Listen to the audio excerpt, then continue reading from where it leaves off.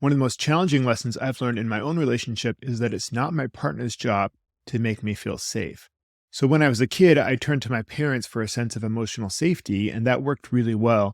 But as an adult, I found that my sense of emotional safety has to come from inside. And if I try to extract that from my partner, it will never really work. I will never really feel safe. So children have to worry about two kinds of safety: emotional safety and physical safety. As adults, we really are capable of learning how to provide our own emotional safety. And so we only have to look to our external environment to see whether we are physically safe or not, or to what extent we're physically safe.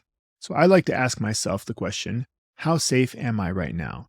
So if I'm in some sort of emotional situation where I don't feel safe, if I have some anxiety inside, some sense of danger, I will look around my environment. I will say, am I safe right now? And that really does boil down to physical safety, because as an adult, my emotional safety is guaranteed by me, not by the people around me. So even if my partner is angry at me or is insulting or unkind in some way, that doesn't really threaten my emotional safety the way it would have if I were a young child and my parent were behaving that way. So the next step is to provide the kind of care to my own sense of unsafety that I would provide to a young child who is feeling the same way.